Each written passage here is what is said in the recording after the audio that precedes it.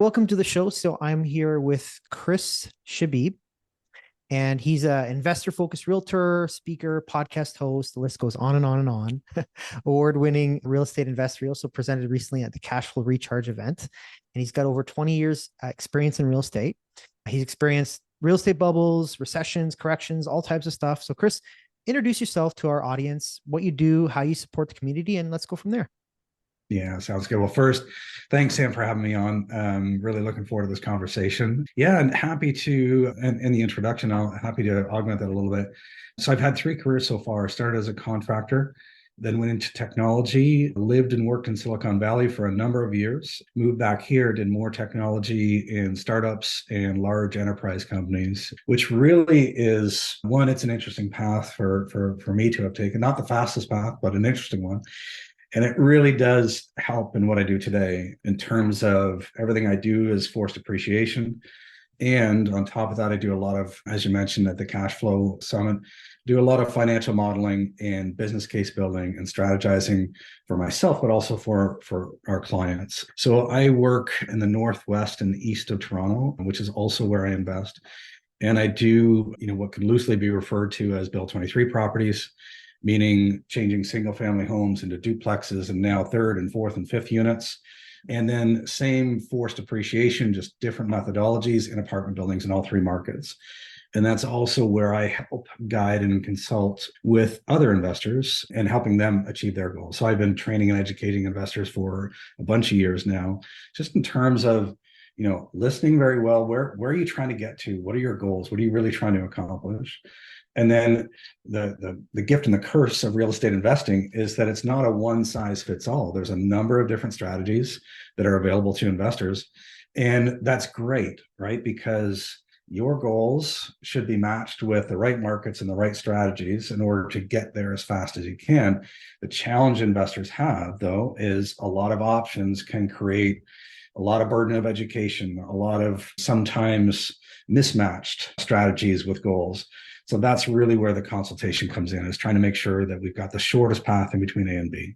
That's amazing. I love that. So when you talk about key success for investors, you're right. I mean, there definitely is a lot of a consultative approach. You're kind of creating that bridge to get them to their destination, understanding what's important to them. What are the key factors of success for investors, especially also with goal setting? Like, what do you do to really understand where they want to go and how to be that bridge for them to get to that destination, you think? Yeah, it's such an important thing, and it's conceptually very straightforward, but in practice very difficult. So one of the first things is to identify your goals. Again, very well known, very easy to say, trickier for many to do, especially newer investors who haven't really had the curtain pulled back in terms of what can real estate investing do for them, and then reimagining what their goals might be. And so setting your goals is really important. So the comparison that I use often is, think of if you talk to somebody about their life goals and they say, well, I would love to be near the mountains and be near the ocean. Say, okay, there's a number of different locations that can achieve that. Let's say now that that's British Columbia for you. Okay. And so that's the clarity, right? You know what you want, you set your goals, and now you know where you're trying to get to. So being clear on your goals is the number one thing. Imagine trying to get to the mountains and ocean and really having no idea of where you're going, let alone plotting a very expedited path from A to B. So again, conceptually very straightforward, but the devil is in the details and in the knowledge of saying, okay, I'm looking for income replacement versus as fast as I can versus long-term wealth. Okay, well, there's a number of different strategies in the market that can accomplish each of those things. So again, the concept is very easy. The practice of implementing that is more difficult. And then the number one thing I think for investors is, as it relates to the goal setting and getting from A to B as fast as possible, is focus, right? The way I articulate this is, most people who are thinking about real estate investing have an entrepreneurial spirit to them. And that's great because we're willing to take a path less traveled in order to achieve an outcome that is often not achieved. So that's awesome. That's the good side of it. The challenging side of it is that we're all, somewhat to varying degrees susceptible to the shiny thing syndrome. And in real estate investing, man, there's a lot of shiny things out there. Again, it's not a one size fits all. So there's a lot of different strategies in different markets. There's different countries. A lot of people talking about different countries right now. And that's all good, except it can really slow you down. The path to income replacement and wealth generation can be very, very straightforward and relatively, I'll put an asterisk on that because nothing is guaranteed and change is inevitable. Adaptation and change are inevitable, but relatively predictable. And what I see a lot is sometimes a lack of clarity and very often a lack of focus that is just slowing people down from getting where they're trying to get to as fast as they can. Okay, so definitely helping them get clear on why those goals are important to them and those goals as well. Income replacement being a big thing, so lifestyle potentially for that investor. What do you think the biggest challenge is why or that they're not able to narrow things down? I know with real estate, I remember we talked about this. It's sort of like a people collect these ideas and then all of a sudden they have this interest of things that they heard around that are great to do. And now they're implementing all these things at once. What do you do to help someone narrow things down? And if you can provide maybe an example of how you helped someone, that would be really awesome. Yeah, for sure. So one of the reasons why it's hard to narrow down is the investor community is very good at sharing information, right? I come from a corporate background. Again, I worked in technology for 17 years, which was amazing. I worked with some really smart and bright people, which I loved. But the culture did have an information hiding aspect to it, very different from real estate investing. A lot of sharing going on, a lot of openness, relatively speaking. So I think that's awesome. But it comes with the challenge of investors maintaining focus while they execute. And again, a part of the paradox of being an entrepreneur is you have to be aggressive and you have to be patient. And the marriage of those two seemingly conflicting states, it makes people very susceptible to losing focus along the way, right? Like I have to be aggressive. I want to achieve as fast as I can, but I need the patience and the discipline to maintain focus while I go. I'll give you a good example. I spoke with an investor just the other day, phoned me, was a referral, said, hey, I think, I understand you've got experience in apartment buildings and you're guiding and consulting with clients on how to invest in apartment buildings. And 100%, right? That's absolutely something I can do. And while we were having this conversation, what I was really trying to do is listen and say, is this a good fit for you? That was the question on my mind before we get into a consultation or moving into it or whatever. And it turns out that this investor lives and works in Toronto, really has no desire to get into markets on the peripheral of Toronto, which was where he was being advised to look for apartment buildings. He was doing Bill 23 stuff in Toronto, right? And as I spoke, consulted and asked and really just tried to listen, ask good questions, listen really well to what he was after, it turns out that the apartment building, especially on the peripheral of Toronto, was really not a good fit for him. So it was a great example of, and this is something that I see a lot in the investor community. It's often perceived that you're going to, as a beginner, you're going to do residential. And then when you get more advanced, the next evolutionary step is multifamily. And I really try to reposition that in investors' heads and say, it's not an immediate evolution or graduation that you're looking for. For a lot of people, that residential investment, one, is very, very strong in terms of its potential and its wealth building capabilities. And two, operationally is very different from apartment buildings. Selling your home during tough times, whether you're downsizing, divorce, or debt, we understand the unique challenges you're facing. Introducing our specialized real estate solution to help you navigate these difficult times with ease. Selling a home can be overwhelming, and yet our experienced team will guide you through the process, providing personalized strategies to maximize your home's value. Whether you're downsizing, going through a divorce, facing debt, we'll help you sell your home and start anew. Don't let these challenges define your selling experience. Let us turn them into opportunities. Visit our website at affluenceregroup.com to learn more. And so there are times and places where apartments are the next step or the first step or the next right step for investors, but definitely not always. And it's really, as is always the case in these, I find, is it's a matter of, there's option A, B, and C. Each one has its pros and cons. There isn't a right or a wrong or a good or a bad. Pros and cons. My job is really to offer the best articulation of those pros and cons and match it with the investor's goals, again, so that they really build the business that they want to own in the end, right? Because it's very easy to build a business that in the end, it's like, okay, I was hardworking and I had the good fortune to be successful, but I don't actually like this business and I don't want to own it. Right? So, we're going to do all this work. Let's make sure we're getting to a destination that we actually trying to achieve. That's a great point because it almost reminds me of someone just creating another job for themselves, or either a high income job or getting a franchise where they're creating more systems in another job. So what I'm hearing you say is that really you're helping match their lifestyle and their desires and how their profile is, what they're actually suited for based Yeah. on the conversation versus what they're told they should like to do, rather multifamily. And it's not just a graduation of single residential to multifamily. So it seems like you definitely take a consultative approach to helping your clients, whether they're starting out, whether they're getting a few properties. I know you talk a lot about the history of real estate, why real estate is still a good asset. So I wonder if you can touch on that, and also that numbers, more doors and things are not necessarily the answer. Because I know you talked about that in your presentation with 4 properties, how that could really be a big difference for someone. So, Yeah, um, yeah, yeah, for sure. Yeah. So again, part of the benefit of invest for a number of years, I've seen a number of corrections. And although I was very, very young and wasn't actually investing in the correction of 89, it was one of the biggest that we've seen in the last 50, 60, 70 years.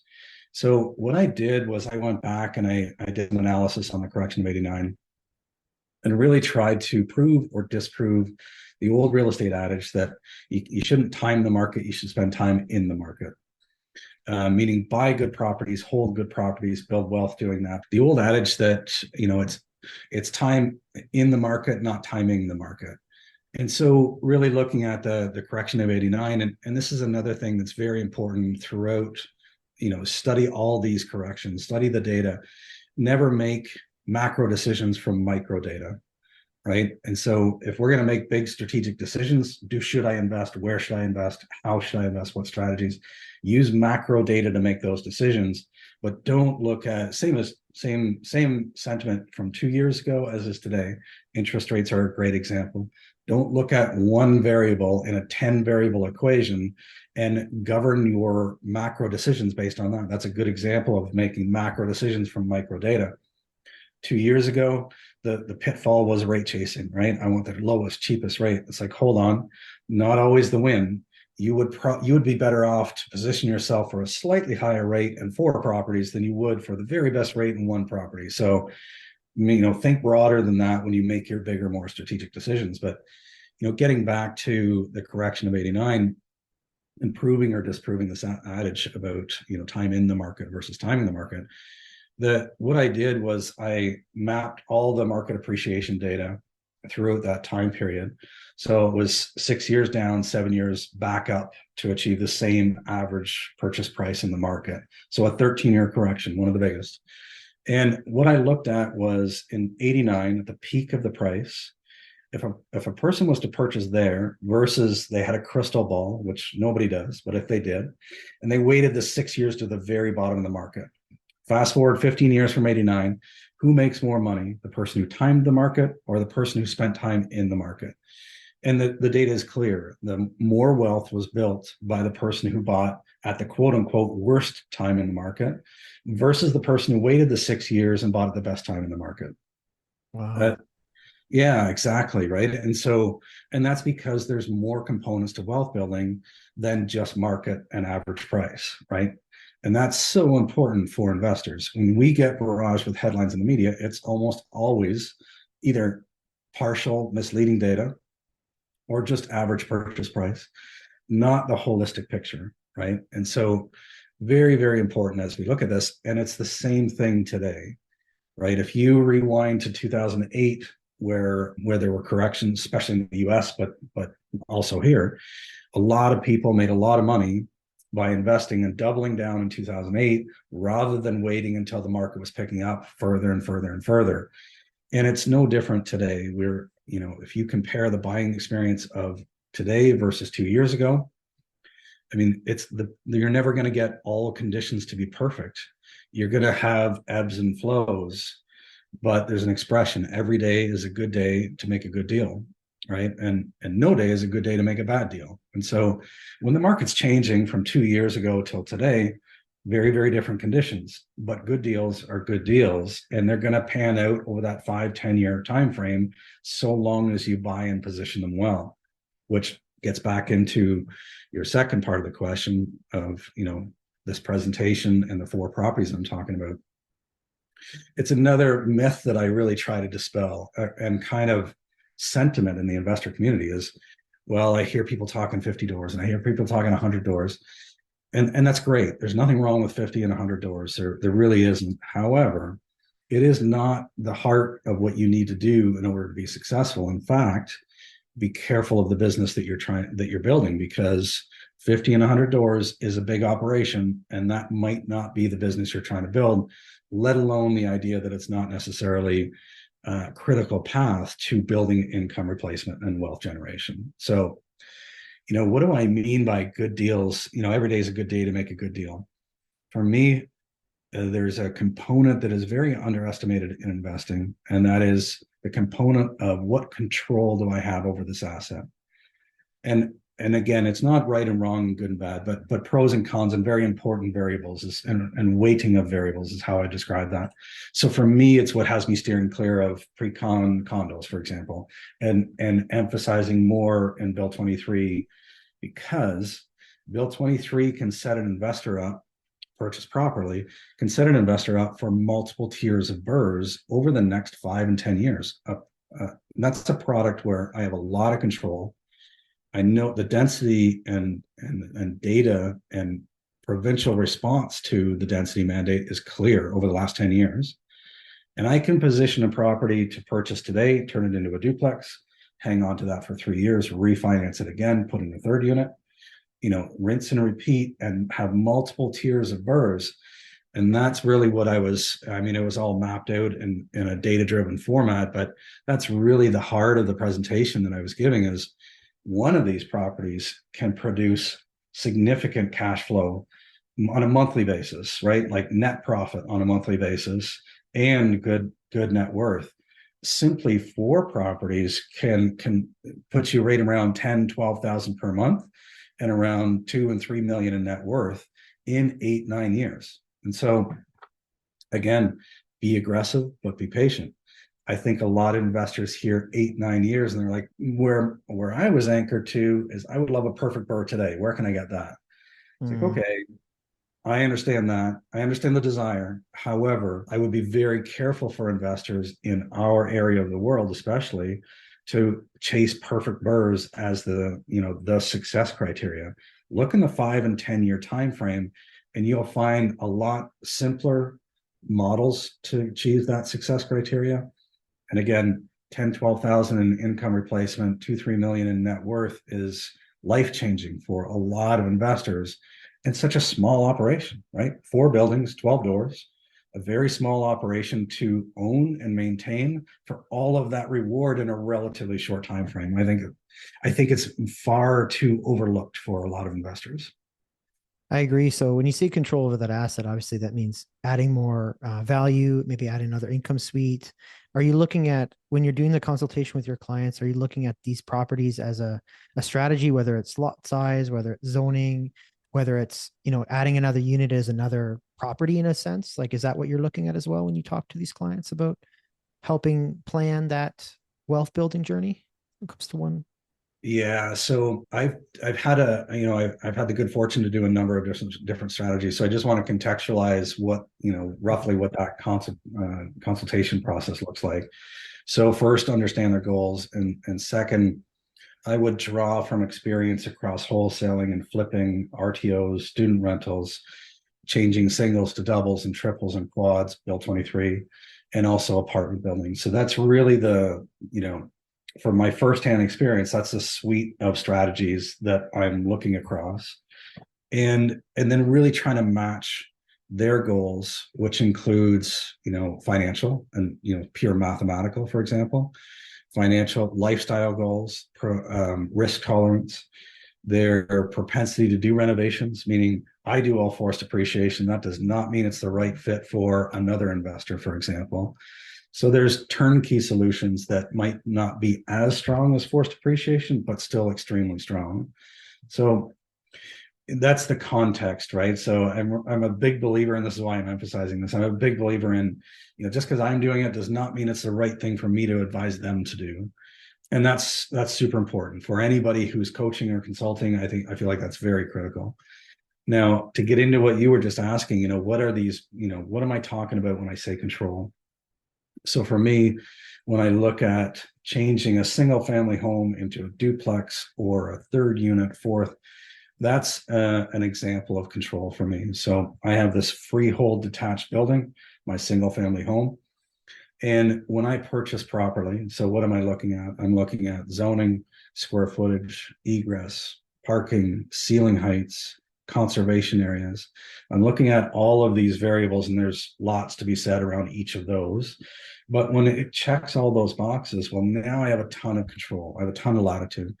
If I buy in the right zoned areas, well, as of right, I have the ability to put in now a second unit, third unit, fourth unit, sometimes five, meaning I don't have to go to a committee of adjustments to get permission to do these things. I don't have to solicit feedback from the neighbors in order to get permission to go ahead and do it.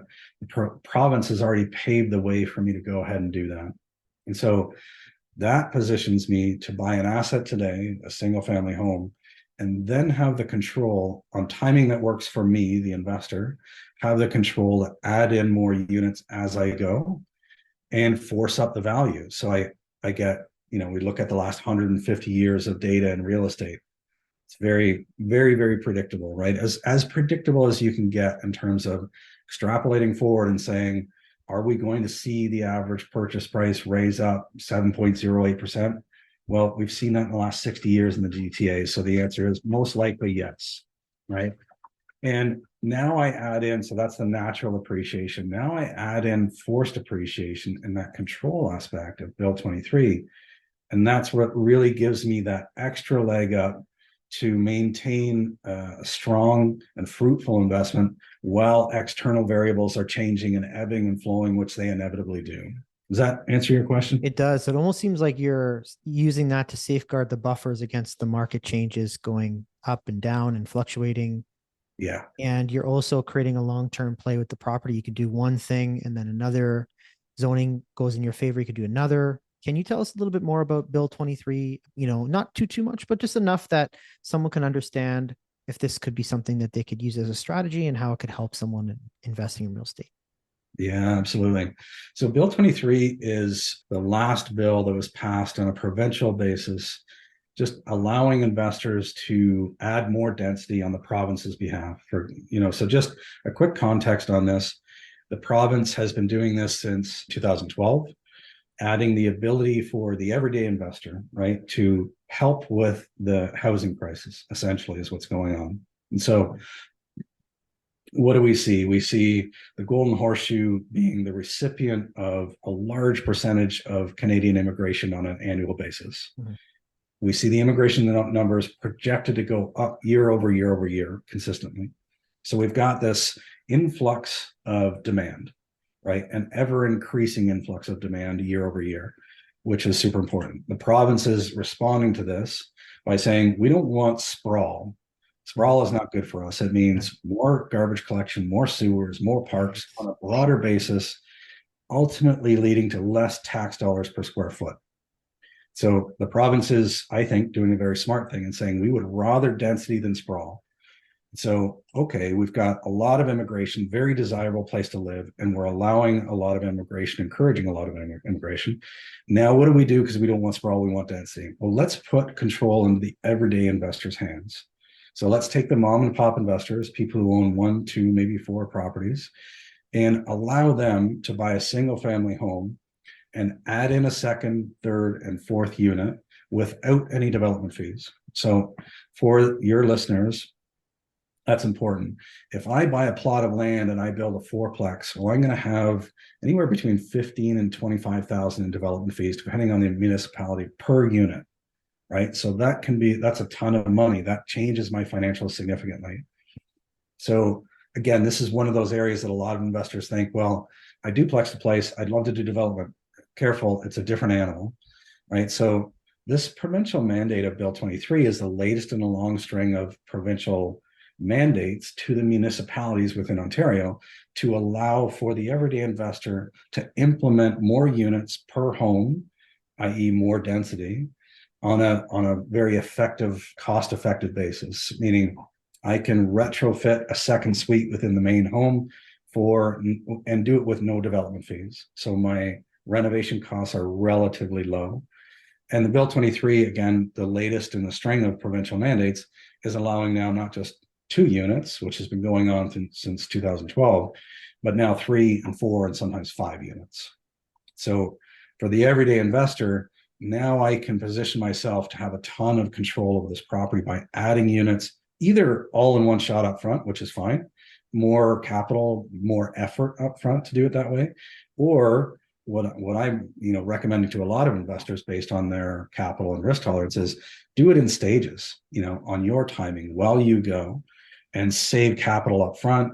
Let the process iron itself out because it's still relatively new, and do it that way, and then let the refi in 3 years fund the next unit, right? So way less capital today, but also less capital when you do it. So you help, that's really great. So you almost help them with the process of that planning. Okay, you get to buy this property, this is kind of what it's going to be used for, and we're going to be able to use that forced appreciation as well as the increase in value in the pay down to fund the next refi or the next increase in density, maybe another unit being added. So that seems like definitely a lot of control for the everyday investor. Like you said, it prevents sprawl, helps the community. It's something municipalities helping with the housing situation and more demand for rental units. Who is this not for? I mean, it seems like everybody, I mean, you said it's not everybody should be doing it, but what should people consider, maybe having a conversation with you, creating a plan? When should they consider in servicing that new debt, for example, taking the money out to to expand in a sense? What are your thoughts on that? Yeah. So, I mean, who would it not be for? That's a great question, right? So, as strong as the strategy is, and I think it's one of those strategies that almost all investors should, one, educate themselves on, and two, at least gather information so that if nothing else, they rule it out and say this is not right for me. So who would be an example of the probably the less common case of somebody saying, hey, this isn't a good fit, or me saying, oh, look, I don't think this fits you? Capital can be a factor for sure. As soon as you add in a second unit, there's a shorter term capital requirement there in order to fund that renovation. Now, when you do a good BRRRR, a good buy rental, refi rent, then you're going to get some of that. Perfect BRRRR is getting all of your capital back, obviously, but you're going to get some of it back. And if you're not, it begs the question of why you're doing the renovation. Just buy a turnkey, right? And so capital is part of the assessment there. The other one is, I would say, just a psychological readiness almost.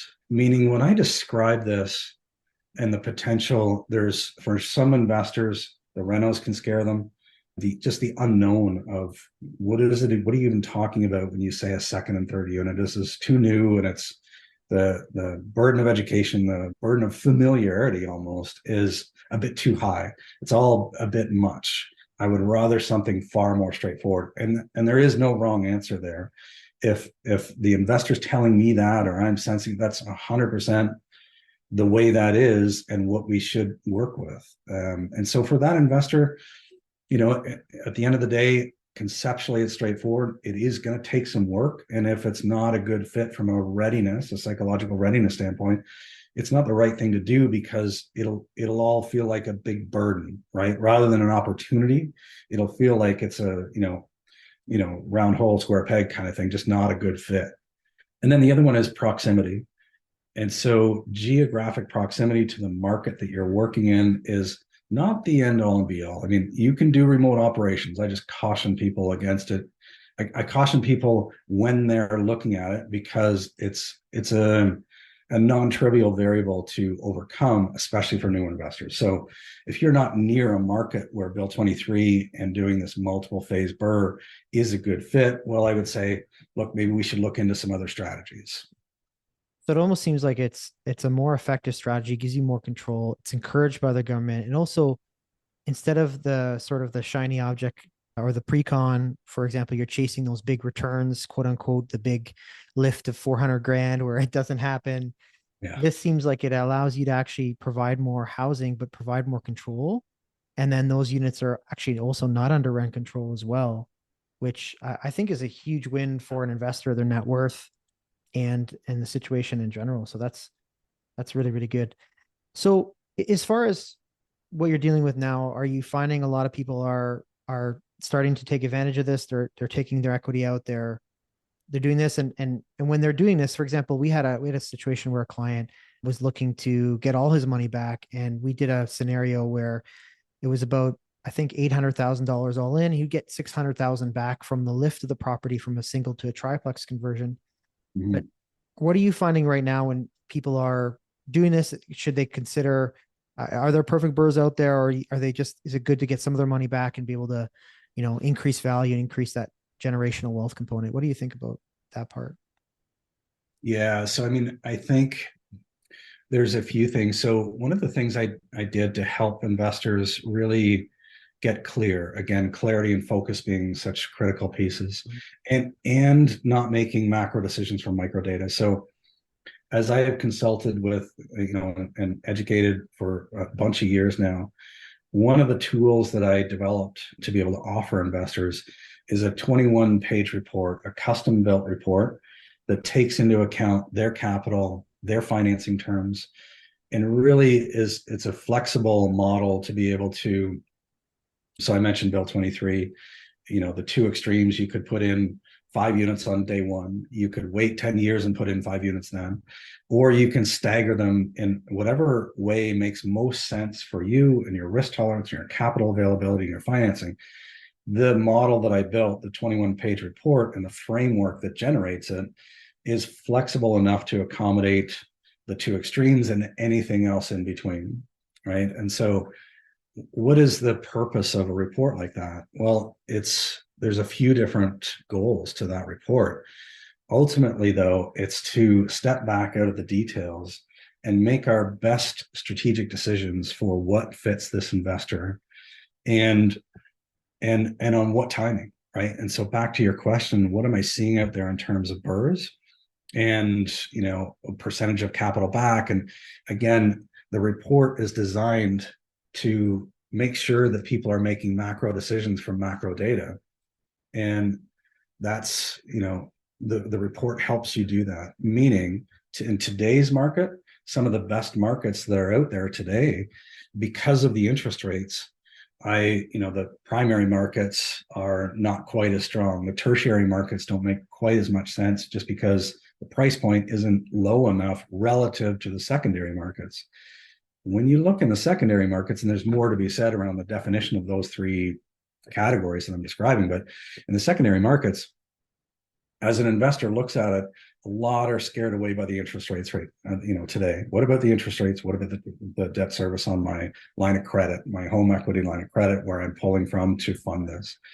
And really, if you self-fund your line of credit and you look across that broader 5-10 year time frame with Bill 23 and all of the control that gives you, the interest rates of today, well, maybe it changes your LTV. Maybe you self-fund the line of credit to offset the debt service and not really impact your monthly disposable income. And when you do those things, one or two or three of those variables to accommodate for the higher interest rates today, then you position that asset for pure upside in the next 5 and 10 years. And the conditions of today really become not an insignificant detail, but far more of a detail than a governing deciding factor. Yeah. That's really the key to building a report like this, so you can get clear and say, how do I position this today? When should I add my third and fourth unit, which isn't the same for everybody, by the way? And then what's it really going to allow me to achieve in 9 or 10 years? I think for a lot of investors, that's really important. It's not enough to me just to say real estate strong, go buy it, right?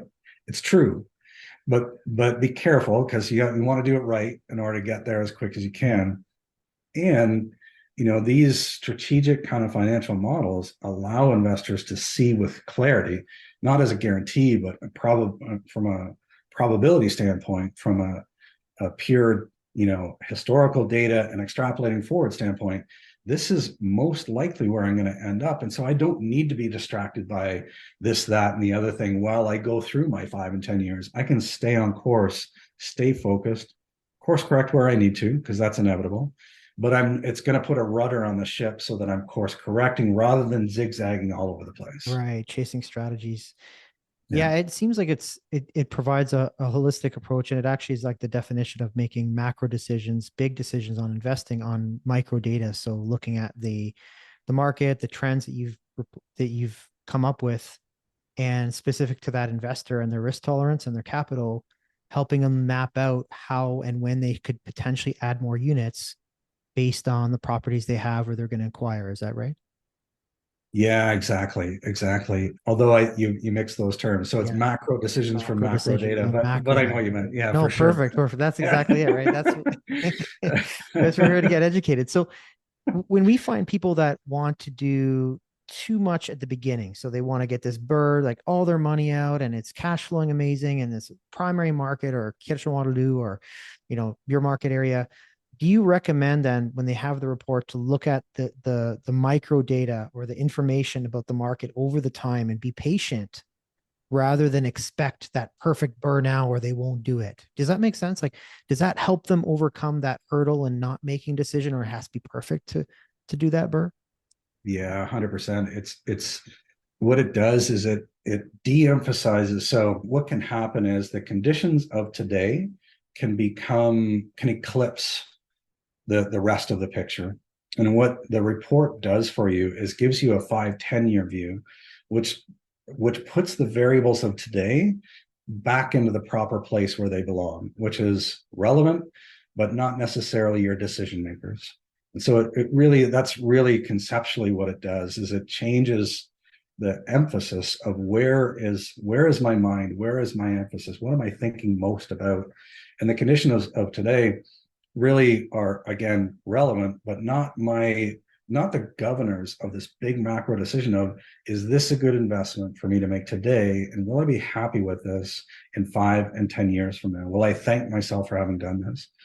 And, back to that study of 89, that was the key, right? Is, the person who buys at the peak makes more money in 15 years. But the real kind of cautionary tale there is, if you're not clear and cutting through the noise and getting to the data, the real cautionary tale is, well, I'm going to wait 6 years and not buy investment properties. And then I could easily wait another, 1, 2, 3, 4 years while the market's correcting, coming out of that slump of 89. And in a heartbeat, I could lose 5 or 10 years of my investing lifespan and not really be investing because I'm worried too much about the details of today rather than looking at a broader picture of 5 or 10 years and saying, is this a good investment? Will I be happy I bought this in 5 or 10 years? That's really the more cautionary tale is, you don't have many 10-year sections in your life to waste when it comes to long-term strategies that build a ton of wealth. That definitely makes a lot of sense. It almost puts in the planning and allows them to cut through the noise because they can look at it granular and they can make a plan that's custom for them, their goals, and not chasing strategies, not Yeah. expecting the perfect strategy right away, but also building wealth over time. And like you said, the old adage, especially that you used a lot of the data in the report. So if someone wants to have a conversation with you about their portfolio, maybe they want to invest and they want to get a custom report, we can obviously help them with that. Where can they go to get that? We'll make sure that they're taken care of. Yeah, perfect. Best place to go is shebib.com, my last name. So shebib.com. That is essentially my link tree that'll get you to uh, anything that I'm kind of focused on and involved in. Or you can go to blueorchardpropertygroup.com and book a consultation in either one of those locations. So either one is a good place to start. Okay, excellent. So they can get a location. Well, we got about a minute or two. I really thank you for your time. It's been a ton of knowledge. We'll definitely have to have a conversation again. What are some key success factors for investors that you want to leave, or anything you'd like to leave with our audience today? Yeah, I mean, I think probably the number one thing, especially today, it's true always, at least in my opinion, but especially today, is work on mindset. And that's, I know that's a big broad term, mindset, but it's one of the most critical pieces. So why do I think that's extra important today? Because there's a lot of fear out there. There's a lot of distraction. There's a lot of, I think, misinterpretation of how to respond, is the best way I can think to say that. How do I respond to what's going on? And you could ask yourself, when's the best time to respond with fear? Well, probably never, Yeah. right? Short of being attacked by a tiger or something, and just needing to run out of fear. Well, as strategic investors, responding with a fear response or anything close to that is going to produce a suboptimal return, right? And probably suboptimal decision making. So mindset, I think, especially today. And remember, right, like trees don't grow big, strong roots with no wind. And so we're seeing substantial wins out there today in adversity. But this is where we double down on the fundamental principles, where we double down on grit and resolve and strength of character and fortitude.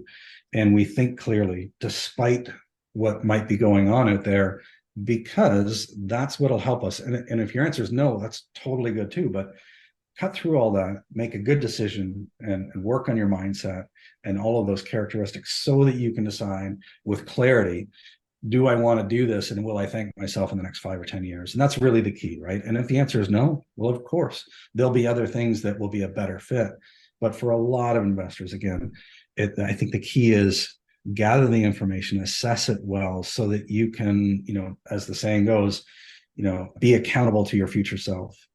What you don't want to do is kind of be reactionary, and then your future self looks back and says, oh, shoot, I wish I'd have made a better decision. That's really the heart of why mindset's so important. I love that. Well, Chris, I really, really appreciate your time. It's been incredible. It seems like that's going to help them through weather any storms and have the clarity to not make those mistakes and have the rudder, like you said, to course correct and have a great strategy. So thanks for being on. Really appreciate lots of great knowledge for our listeners today and myself. So thanks again. Yeah, awesome. Thank you, Sam. Thanks, Chris. Take care.